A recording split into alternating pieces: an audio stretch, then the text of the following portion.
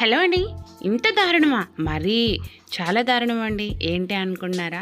చూడండి, ఇంతకీ శారీస్ డిజైన్స్ ఎలా ఉన్నాయి ఏంటి అనేది దారుణం ఏంటో కూడా చెప్తాను.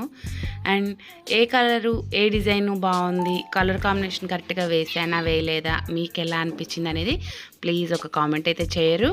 అండ్ ఇప్పుడు నేను కాటన్ థ్రెడ్ 6 పేటలది డబుల్ వేసుకున్నానండి. సో 6 పేటలు వేసుకుని నీడిల్కి ఎక్కించేసరికి 12 అవుతుంది. 12 నుంచి ఇప్పుడు పూసలు ఎక్కిస్తున్నాను, చూస్తున్నారా? ముందు క్యాప్ టైప్ ఉండేది, తర్వాత బీడ్, తర్వాత మళ్ళీ క్యాప్ టైప్ ఉండేది రివర్స్లో పెట్టుకుని దానికి ఒక సన్న పూస ఎక్కించేసుకుని దాన్ని ఇప్పుడు ఇలాగా డబల్ పేట మీద అన్నట్టుగా ఇట్లా వేస్తున్నానండి. చూస్తున్నారా ఎట్లా అవుతుందో నాట్ అనేది. అండ్ ఇప్పుడు దీనికి ఒక నాట్ వేసేలాగా చూస్తాను. ఇట్లా వేయకూడదండి, థ్రెడ్ మార్చాను కదా, అట్లా వేయకూడదనే మీకు చూపిద్దామని అలా వేసి ఆపాను. అండ్ నీడిల్ వేసుకోవాలి. నీడిల్ నాట్గా వేయడం ఏమవుతుందంటేనండి, కాస్త మనకి ఈజీ అవుతుంది నాట్ అనేది. అండ్ ఇప్పుడు థ్రెడ్ ఎక్కించుకున్నాం కదా, ఎక్కించుకునే థ్రెడ్ని కూడా ముందు చుట్టుకున్నాక చివర్లా గమ్ వేసి అతికిచ్చేసుకున్నామంటే నీట్గా స్టిఫ్ అయిపోతుంది.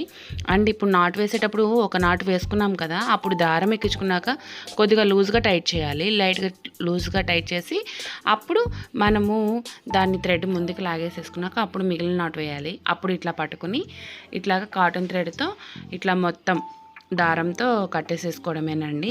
అండ్ చాలామంది జరీ వాడతారు, బట్ నాకు ఎందుకు అది ఎప్పటి నుంచో కూడా అంత అనిపించదు. ముందు నుంచి కూడా నాకు కాటన్ థ్రెడే బాగా అనిపిస్తుంది. సో అందుకని నేనే ఇదే యూస్ చేస్తాను. సో ఇది నా అభిప్రాయం వరకేను.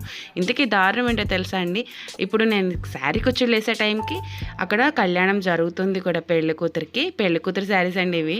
ఏంటి అంటే ఇది వ్రతానికట, అప్పటికప్పుడు అర్జెంటుగా కావాలని చెప్పి జిగ్ జాగ్ చేసి శారీకి బ్లౌజ్ కుట్టించుకుని ఇప్పటికిప్పుడు కుచ్చులు వేయమన్నారు. ఇది మరీ దారుణం అండి. అలానే థ్యాంక్స్ కూడా. అండ్ మీరు కూడా ఈ వీడియో చూస్తే please like, share and subscribe. And thank you కూడా. మోడల్ ఎలా ఉందో తప్పనిసరిగా కామెంట్ చేయండి ప్లీజ్. Thank you.